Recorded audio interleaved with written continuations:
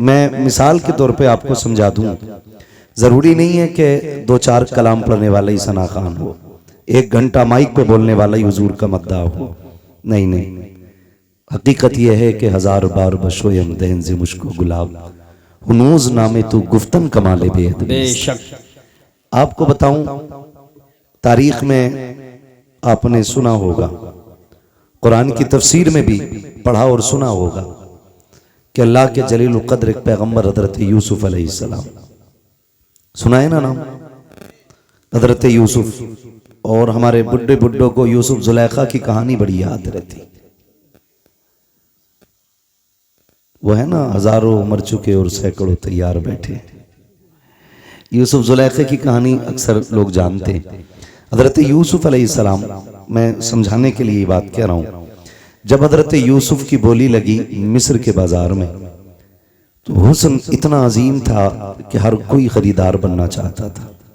सबकी तमन्ना थी ये मुझे मिल जाए, मुझे मिल जाए। ऐलान हुआ यूसुफ उसे मिलेंगे जो सारी कमाई लेके आएगा, जो कुल कमाई लेके आएगा उसे यूसुफ मिलेंगे। तो बड़े बड़े अमीरों की लाइन तो लगी थी, साथ में अजीज मिस्र भी है। और उसने अपनी तिजोरी के दरवाजे खोल दिए।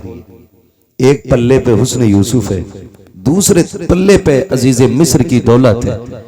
लेकिन अजीज मिस्र की कुल कायनात भी हुस्न यूसुफ की खैरात ना बन सकी। इतना हसीन रब ने हजरत यूसुफ को बनाया। बताना ये चाहता हूं, जब अरबपति करोड़पति लोग हुस्न यूसुफ के खरीदार बन के खड़े थे ना, तो कुछ तमाशाइयों के बीच से एक शोर उठा, हटो बच्चों मुझे भी जाने दो, हटो बच्चों मुझे भी जाने दो।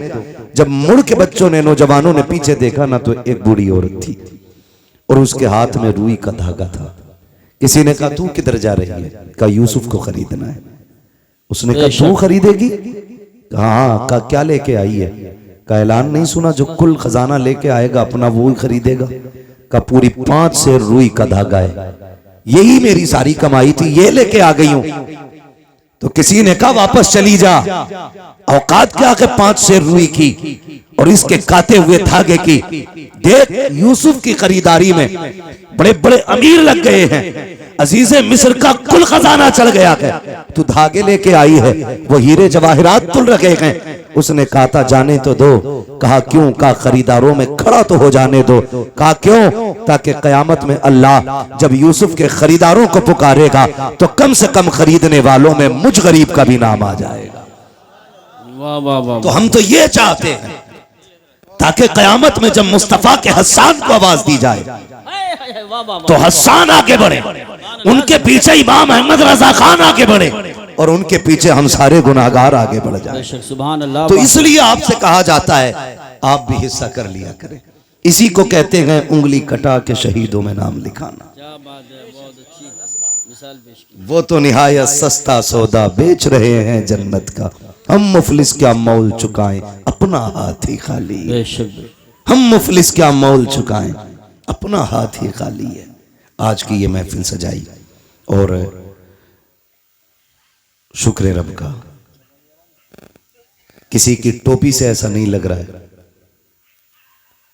कि यहां पे कोई फिरका बना के बैठा है या कोई अलग जमात लेके बैठा है। अल्लाह आपको सलामत रखे। ये खुशबू पूरे मुल्क में होनी चाहिए कि एक ही सफ में खड़े हो गए महमूद अयाज, ना कोई बंदा रहा ना कोई बंदा नवाज। आज की अजीम महफिल हुजूर की विलादत की, हुजूर की विलादत से मंसूब करके सजाई गई है। हुजूर आए, कायनात में बहार आई। सुभान अल्लाह। मेरे इमाम इश्क मोहब्बत कौन, जिनके बारे में आज दुनिया कहती है डाल दी कल्ब में अजमत मुस्तफ़ा। सुभान अल्लाह। सैयदी आला हजरत पे लाखों सलाम पढ़ें, सैयदी आला हजरत पे लाखों सलाम। लाखों सलाम। सारे ही आला हजरत वाले ना, अल्हम्दुलिल्लाह। है ना? अगर हो किसी को एतराज तो खड़ा हो जाए भाई, आज उसी से बात कर ली जाए, है ना? सारे ही आला हजरत वाले। डाल दी कल्ब में अजमत मुस्तफ़ा सैयदी आला हजरत पे लाखों सलाम। मैंने तो सुना था जवानों की जवानी बड़ी ताकतवर होती है, लेकिन आपको लग के मुझे लोगों के बुढ़ापे अच्छे लग रहे हैं, है ना? इस पूरी बेल्ट में जवान बैठे हैं और आवाज सबसे हल्की है आपकी। मैं आपको बता दूं ये हुजूर की महफिल है। बेशक कई बार ऐसा भी होता सुभान अल्लाह कहने में लोग शर्म महसूस करते हैं, कुछ ये सोचते हैं ये तो छोटे लोगों का काम है, हम तो बड़े लोग हैं जी। हम सुभान अल्लाह क्यों कहें? एक बात याद रखिए, ये हुजूर की महफिल है।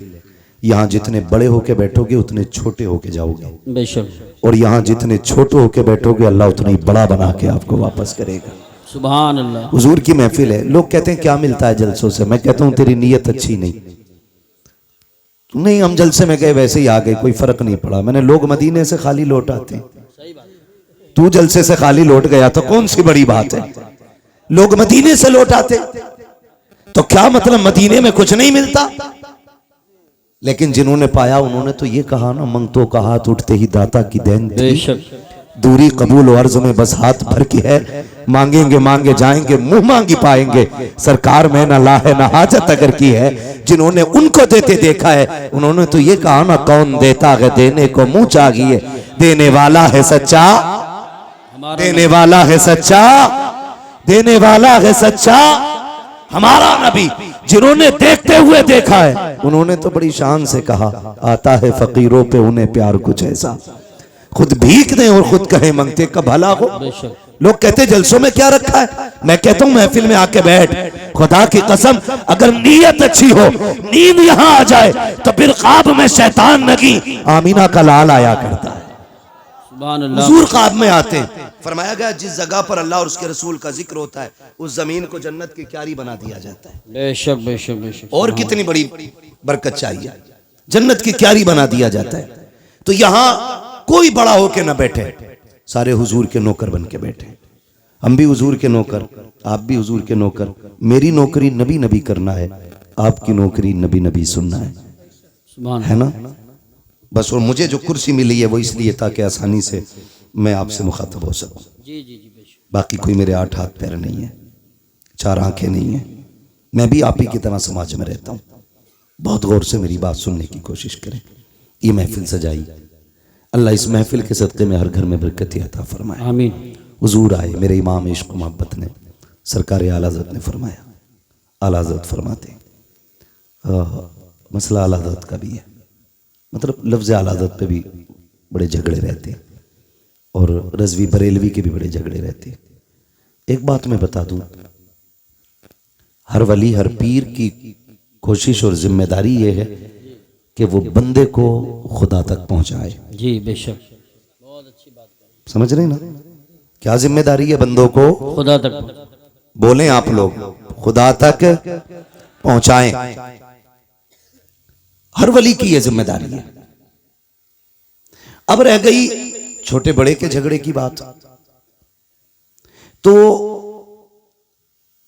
आला हजरत बड़े हैं या शराफत मियां बड़े हैं, शाजी मियां बड़े हैं, वारिसे पाक बड़े हैं, साबिर पाक बड़े हैं, ये फैसला वो करे जो इनसे बड़ा हो। जी जी जी सही बात है, बिल्कुल सही फरमाया। बहुत गौर से मेरी बात सुनिए, ये फैसला वो करे जो इनसे बड़ा हो, और अगर इनकी बराबरी की भी औकात नहीं है ना तो फिर यही कह तेरे टुकड़ों पे पले गैर की ठोकर पे न डाल। वाह वाह वाह वाह वाह। झिड़कियां खाएं कहां छोड़ के सदका तेरा, सदका तेरा। और याद रखिएगा कुछ लोग सिर्फ अकीदत की बुनियाद पे माने गए, कुछ अजमतों की बुनियाद पे माने गए, लेकिन कुछ लोग वो हैं जो अपने कारनामों की बुनियाद पे माने गए। बेशक बेशक। सुभान। समझ रहे ना मेरी बात? कारनामों की बुनियाद पे माने गए, और अपने कारनामे की बुनियाद पे माने जाने वाले लोगों में एक नाम सरकार आला हजरत का नाम भी है। बेशक।